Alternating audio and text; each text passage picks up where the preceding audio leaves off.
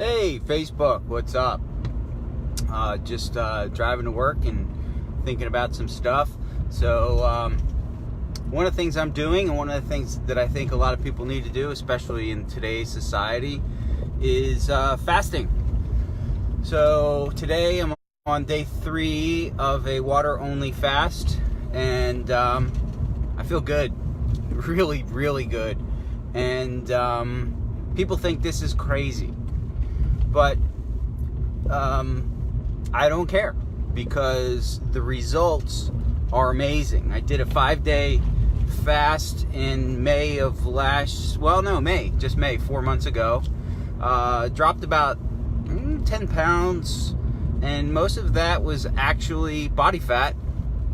And I'm hoping to do the same thing this time, but it's not even about that. What it's about is getting your body healthy.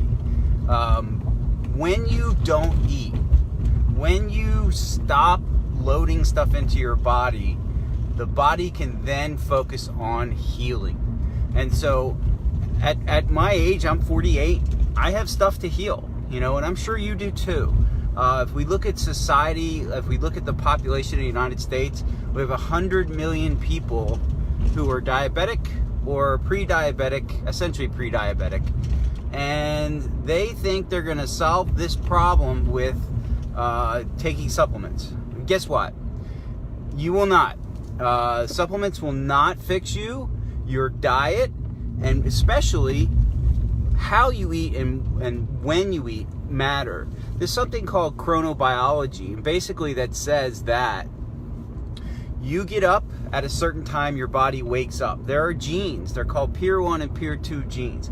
They actually tell your body what time it is. So they're coordinated by the light and the sun. And people get up and they do whatever. Their bodies are all out of sequence with the sun and the earth. And whether people want to accept it or not, we're freaking animals. We're not something above animals. We're animals. And we're coordinated to the sun. So you eat your crappy diet. You get up in the morning, you eat your crappy diet. Somebody told you need to eat your crappy diet multiple times per day, which you don't. And then you have high insulin levels. And these high insulin levels cause you to get sick. So the more insulin there is around in your body, the fatter you will become, the sicker you will become. We want to keep our insulin levels low. We want to manage our insulin levels. And we do that by eating smarter and not jamming food down our throats 5, 6, whatever times a day. So you can just back off, eat less, and be healthier. So before this fast, I got into a mode where I was eating 1 meal a day. And a lot of people will say, but that's not healthy. And I'll say to them, it works for me, and it probably will work for you, because I have I'm the leanest I've been in probably 10 years. I have veins bursting out of me everywhere. I feel good. I sleep great. Do I get hungry during the day? Absolutely. I get hungry during the day. And guess what? You're not gonna friggin' die. You're not gonna die by getting hungry. Who gives a shit? I mean, ultimately, come on. People need to toughen up. So with these diabetics and these type 2 diabetics, you need to stop eating so freaking much, so freaking often, and go down to a fast. Get your body cleared out. 3 days is nothing. I mean, it is literally nothing. The longest medically supervised fast in human history is 382 days. And this guy went from being a very fat 450-pound guy to a 180-pound guy in 382 days of continuous water and electrolyte fasting.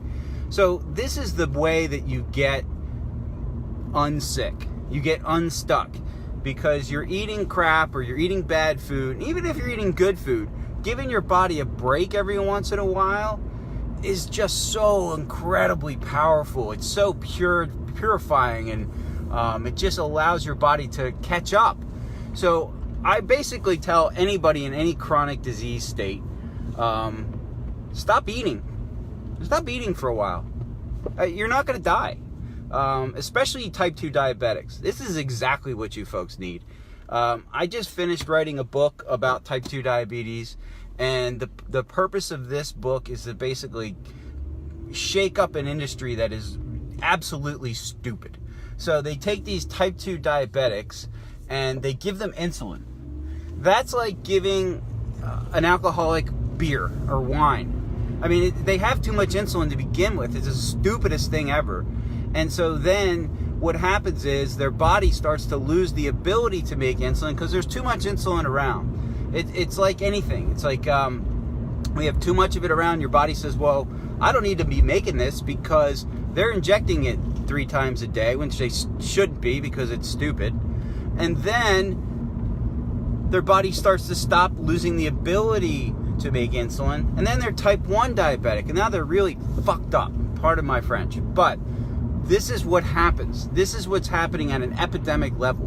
100 million people, it's 1/3 of the population, are pre-diabetic. They don't even know it. They're walking around, thinking that they're healthy because their jackass primary care doctor told them that their blood sugar was normal. Who gives a shit? Because that isn't how your body works. That's not even the proper homeostatic mechanism to be measuring. What needs to be measured is how much insulin their body's pumping out, their A1C, which is how their body has done this over time, and then their blood sugar. But the blood sugar as a solitary measurement is absolutely ridiculously, profoundly stupid. And it's just something that people do continuously, and I hear them say it to me all the time, and I want to scream and pull my hair out, or more better yet, pull their hair out, because they are not investing in their own health. They're letting somebody who's pushing drugs and throwing crap down their throat control their health. It sounds like I'm bashing, and maybe I am, but I'm frustrated. And I'm frustrated because I feel like I have my fingers in the dike, and the thing is crashing down entirely around me. 100 million people will bankrupt healthcare completely. It costs between $8,000 and $12,000 per year per person to keep a type 2 diabetic on insulin. And that's putting them on something they should never frickin' be on in the beginning. So if you think about it, 100 million people times 12,000 is $1.2 trillion. We don't have $1.2 trillion. We got to take care of people who are genuinely sick and stop taking care of these fat people who have lifestyle problems. Yes, I said it. It's wrong. I know I'm fat shaming. But look, this is the damn truth. Diabetes killed multiple people in my family. And the reason it kills you is because diabetes is a thief. What it does is it takes little things from you. First, it takes your circulation. Then it takes your toes, then your kidneys, then your eyes, and then your cardiovascular system. So the number one thing you can do to not get heart disease is not be a frickin' type 2 diabetic, or a diabetic at all if it's not your fault. If you're type 1 diabetic, it's probably not your fault. Unless you've been a type 2 that's been kept on insulin by some jackass that doesn't know what they're doing, then that is your fault, because you need to educate yourself. You can't rely on somebody who's, being propped up by pharmaceutical companies to decide what's best for your health. And guess what? The newest, latest, greatest drug, whatever that they're pumping out there, it's all the same. It's all the same crap, because it's not your body regulating its own system. It's coming from the outside in. It's non-homeostatic, and it's essentially what I call bullshit. So you have to stop with bullshit and get real serious about what you're doing with your life. You have to drill down on your diet. You have to do some fasting, do some intermittent fasting. Stop eating processed garbage. And you know this. I tell it to people all the time, and they come in and they tell me things, and I'm like, what you're saying is bullshit. So why say it? Why do we even have to talk about it? You know that you can't eat this crap. This is poison. So how much poison do you want to eat each day? Is it a matter of dose? I mean, it's ridiculous. So I try to help people by smacking them between the eyes. I say, look, you know enough. If knowledge was the answer, this guy Derek Siever, who I like, he says, if knowledge were the answer, then everybody would have six-pack abs and be billionaires. But it's not. It's execution. And so I try to be a good example by executing the hell out of things that I tell people to do. So I eat right, I exercise, I make myself sleep, and I'm a night owl, and that's hard for me because I like to stay up late, but I put my butt into bed, and then I get up and I try to kick ass all day long. So this is what I'm telling people. At 48, I'm 48. You're not old. My God, people all day say, "Oh, well, at my age, I can't do." I'm like, bullshit. This bullshit. 48. Jack LaLanne was freaking, I don't know, 90, swimming across the San Francisco River there to Alcatraz, towing a bunch of boats. So people, stop dying before it's time. It's gonna come. You're gonna die. Stop swimming out to the death. Live your life. But you got to stop with the bull crap, and you got to stop believing the bull crap and expecting you to take some magic couple of pills or supplements and think it's going to fix you when your habits are shit. Your habits of behavior are shit. And shit, you're not going to balance out amount of shit with drugs or supplements. And I know, I believe in supplements. I use them sparingly, but not nearly as many as I used to, because I was trying to balance out bad behaviors with supplements. And you just can't do that. It just doesn't work. So eat good food. And this isn't a mystery. We know what good food is. We know what it is. If it doesn't come from the ground, or it's not raised, or it's not alive, don't eat that crap. If it comes in a box or a bag, don't eat that. So for type 2 diabetics, especially with this epidemic that we have, that is going to impact every person, not just the people who have it, but even the people in their family. And also, type 2 diabetes has been renamed a couple of times. It used to be called adult onset diabetes. It's not called that anymore. It used to be called non-insulin dependent diabetes mellitus. It's not called that anymore. It's now called type 2 diabetes because the growing population of people who have it are kids. So kids are eating crappy diets. They're not active. They're laying around. They never go outside. You got to go into the damn sun. Human evolution, we evolved under a fiery thing in the sky, and our skin and eyes are photoreactive. It's how our body knows what time it is. You got to get yourself outside, and unfortunately I live outside of Pittsburgh, and the weather sucks, and it's gray for multiple months per year, but I try the best I can to get light exposure in the morning, and I try to cut it off in the evening, because I want to try to tell my body, my hormone system, my endocrine system, to sync up to the sun and the moon and the sky. Because again, we're animals.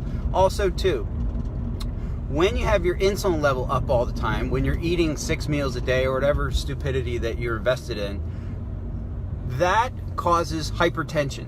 So one of the first signs of insulin sensitivity, or not insulin sensitivity, insulin resistance, is hypertension. So this is so classic. You're a 35, 40, 45-year-old person, you work, you have a stressful life, and you go to your PCP and they do your blood pressure and they go, "Oh, your blood pressure's up. We need to give you some antihypertensives." No, get serious about your life. So you take an antihypertensive, one of the things that it does, unfortunately, is it lowers your insulin sensitivity. So now the problem that you came in with, they gave you a drug for, it was the wrong condition, and it made your primary condition worse. So in a matter of time, you are now going to notice that maybe a 5-year lag or so, you're going to notice that your blood sugars are creeping up over time. And since that's the only thing they're measuring, they might measure your A1C. You're going to say, "Oh man, you're becoming type 2 diabetic." No, you've been type 2 diabetic probably for 5+ years. And so the reason that you're getting sicker and sicker, and they're going to add another drug and another drug, is because you haven't done the work. Everything that works is hard. I mean, we're at this point now where we think we could do minimal investment and get maximum return. I don't know where this comes from, but through history, this has never been true. So all the things that need to get done are hard. Changing your diet is hard. Breaking your emotional dependency on food, hard. I really like to eat. I'm Italian. I could eat a lot. I could pound down tons of food. But I have to stop eating like a pig because it's not good for me. But growing up, Italian family, we ate. Guess what? Sick, dead, dying, disease. That's what we got. We were sick. None of the men in my family lived past 70 years old. So if I want to repeat the same things that my ancestors did, I could just do what they did and be sick, diabetic, fat, and dead by the time I'm 70 years old. Sounds like a plan, right? Well, unfortunately, that's what most people do. So if you want to achieve results, you have to be willing to do the work. And here's the work. This is simple. If you're in some state of health where you don't particularly like, all you need to do is stop eating so much. And then even better, if you're in the state of chronic sickness, stop eating at all. Fast. Make it 3 days, 5 days, 7 days. I'm going to do probably 5 to 7. Right now on day 3, I feel amazing. Day 1 and 2, they suck. I'm not going to lie to you. I'm not going to try to blow sunshine up your skirt. They suck. You're hungry, you're angry. If you have a coffee addiction, you're going to feel awful. So I would imagine that the best thing to tell you to do would be stop drinking coffee before you go on a fast, maybe a week or 2, to get that caffeine withdrawal headache out of the way, because you don't want that compounding your fast. Also, too, the first couple days, your body's going to do funky stuff, and that's all normal because you're not eating like you've been force-feeding yourself to do for years. You've been taught, you've been conditioned to think that breakfast is the most important meal and I have to eat 3 meals a day and have 3 snacks per day. That's total, utter marketing bullshit done by the Kellogg company to get people to eat their shitty breakfast cereals. I mean, that's garbage. It's absolute garbage. So you don't need that. You don't. Not only do you not need that, but that makes you fat and sick. So this is probably a little bit of a crazy rant, but but this is where it is. You have to do the freaking work. If you want to experience results that you haven't experienced before, you have to do things you haven't done before. If you want the same thing you've always got, then do the same thing you've always done. That's one of it's a bastardization of Einstein's quote, but basically you can't solve the same problems with the same level of thinking that you had when the problems existed. So if you keep doing the same thing and expecting different results, that's insanity. So you want to go and you want to do the same stuff, do it. But don't complain. Don't complain when you get the same result, because you don't deserve to complain. There's too much entitlement. It's crazy. I try to help people lose weight and they tell me bullshit. I'm like, look, you're going to pay me for this. I'm not doing this for free. And the reason I don't do this for free is because you need to have skin in the game. Otherwise, you're going to do the same bullshit. So I had this man, he was a patient of mine. He was a very, very heavy man, probably 500 pounds. And I kept telling him, his name was Chuck. I said, Chuck, look, you're going to die, man. I don't know. I'm not going to sugarcoat it for you. You're going to die. And so he eventually said, you know what? I got to do something. So he went and he had this gastric sleeve procedure done, and he lost an enormous amount of weight. He lost 170 pounds in something like 9 months or something. So we got back together. I was talking to him. I said, so Chuck, tell me, how did this work? Because based on what you told me you were eating prior to you having this surgery, this shouldn't have worked. And he goes, well, I was frickin' lying. I said, okay, thank you, because I know you were. He goes, I was eating pizzas all day, subs, hoagies, multiple times per day. He goes, that's the truth. I said, I know it's the truth, but I just wanted to hear you say it, because there's no magic. If you're eating a healthy diet, and what I mean by healthy is, lean meats, fruits, vegetables, eggs, limited starches and grains, then you're going to have a healthy looking appearance. Your body's going to work pretty well. I mean, what's amazing is, here's the thing about the human body that's so freaking amazing.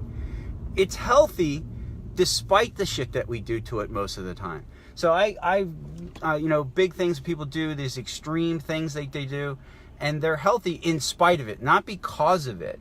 So if you want to get these kind of results, if this is what you're looking for, this is the kind of kick in the butt that you need, then it's easy to come by. I mean, there are people now talking about this stuff, but I've been talking about this stuff for a better part of 20 years, and people have always thought, you know, that guy's a little crazy. And maybe I am a little crazy, but that's okay, because if being crazy is like being different than everybody else, I own that shit. I want to be different than everybody else, because I'm trying to do something that other people aren't doing. I'm trying to get them to be healthy. And what I mean by healthy is not that you're taking 6 drugs and somebody says, well, how's your health? And you go, oh, I'm good. You're not good. You're taking 6 drugs. You're taking 6 drugs. So at 48, you know, when I do patients' intake and history, it's an anomaly for somebody to not be taking something. You know, you have your soccer moms, they're taking, you know, thyroid medication, antidepressants, and a bunch of other stuff. And then you have your 40-year-old guy, dad, working. He's on antihypertensive drugs like lisinopril and Lipitor, because his lipids are out of balance, his blood pressure is up, he's fat and he's sick and he's tired and he feels like crap and he doesn't know why. Guess what? This is why. So you need to make that investment. You know, you need to make that investment. You need to cut the bullshit, both with everybody else, but most importantly yourself, and do the work. And this is the truth. And it sounds harsh, but this is the damn truth. If you're not willing to stop lying to yourself, then this show is over. This song is written. And it sounds hypercritical, but I mean, I've done it. I've lied to myself. Oh, I don't know what's going on. Yeah, I know what's going on. You know, when I get fat, I know why I'm getting fat. It's not a freaking mystery. I'm doing the wrong stuff. So when I stop and I go, okay, I got to be brutally honest with myself. I have to drill down here. This is easy.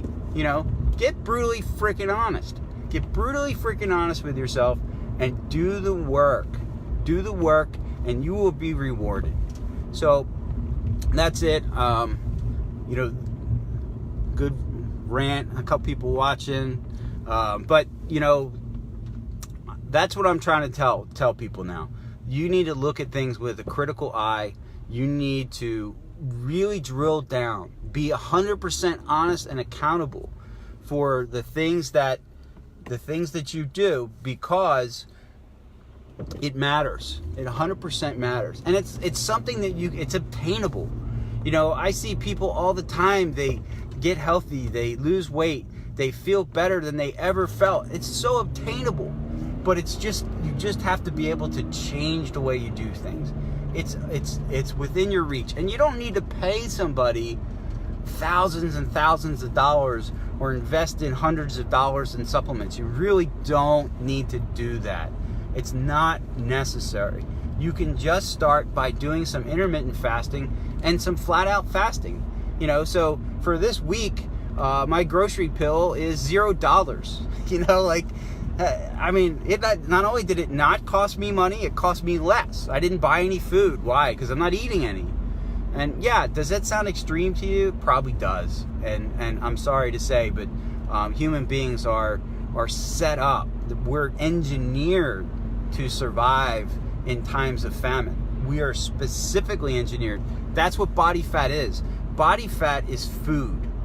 Body fat is food. So it's a concept that most people don't understand. They think it's calories or whatever. No, it's food. So if you have 10 pounds of fat on your body, that's basically 35,000 calories.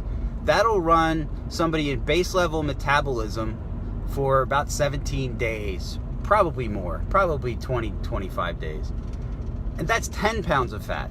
I don't know many people that have 10 pounds of fat. I'm pretty lean, but I have more than 10 pounds of fat. So let's say you have 20 pounds of fat. That's 70,000 calories. Let's say you're 30 pounds overweight. That's probably what the average American is, probably 30 pounds overweight. You're talking about 100,000 calories. You're talking about 50 days of sustenance you're carrying on your body. You're carrying it on your body. And so you can start to use that. It's funny because when you start to do it, like my first fast that I did for 5 days, like the fat that was on my body, like on my waist and midsection, love handles, it changed. It became, I don't know, it's strange to say, it kind of like was sliding more. Like it became more usable. So your body is brilliant. It's just miraculously designed to do this. And we've been conditioned for so long to not do this that it's made us as a society fat, weak, and sick. I'm sorry to say, but it is. I mean, like, you know, I go on a complete fast, 5, 7, whatever many days. I still work out. I still do stuff. I'm not just laying in my bed. In fact, if I didn't tell you, you wouldn't know that I haven't eaten in almost 72 hours. It's not that big a deal because there's people that do it way longer. They do it and they do all the things that they need to do in their life. And in fact, after you get through the first 2 days, you're energized. You start to feel better. Your mind is sharper. It's because you start to use body fat and you start to make ketones that run your brain exceptionally well. I think way sharper, way crisper in a state of ketosis than I do in non-ketosis. That doesn't mean I have to stay in ketosis all the time. I don't. But when you're in ketosis, your brain gets these ketones, and ketones run your brain exceptionally well, very well. And while you're liberating this body fat, you're using your fat as energy. All of these life-sustaining systems that you're not eating, they start to heal. So your liver starts to heal. Your entire gastrointestinal system will be rebuilt in about 3 days. So every single cell on the inside of your GI tract will be rebuilt. Your insulin sensitivity will return in 3 days. So if you're type 2 diabetic and you're not on a bunch of insulin, but you're kind of threatening around with it and you're just not managed real well, if you fast for 3 days, at the end of 3 days, you will probably not be type 2 diabetic anymore. That's extremely an amazing pivot point, an amazing fulcrum against disease.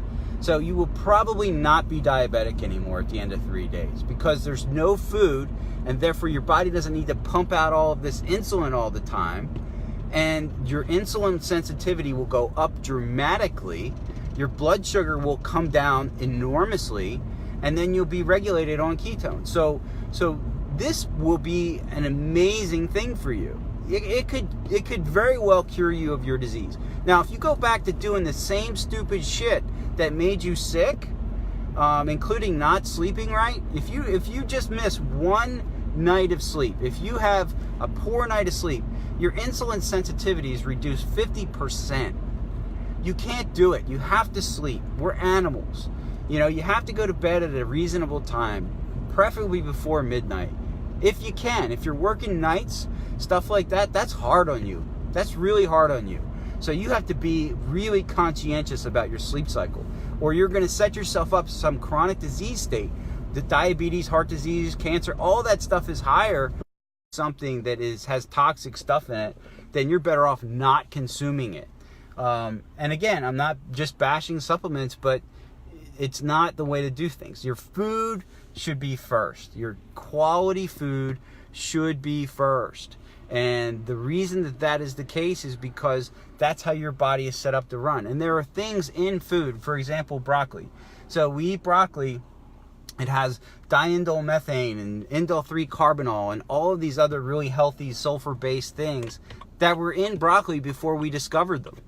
So there's other things in broccoli that are good for you that we haven't discovered too. So you can't just use supplements. You can't just decide, I'm going to replace healthy foods with supplements, because it won't work. Ultimately, you will wind up with some kind of state of sickness.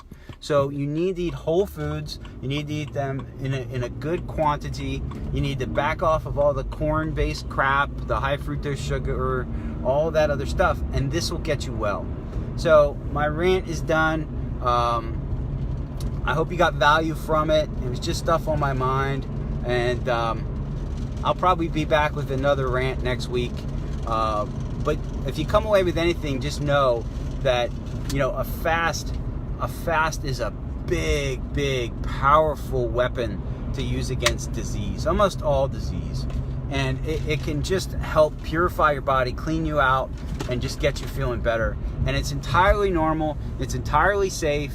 And, you know, if you're gonna ask somebody about it, you know, probably better to ask, you know, your pastor than your physician, because they don't know anything about it. And fasting is part of every religion on the planet at this point, at one point or another. So they used to do way more of it, but they don't.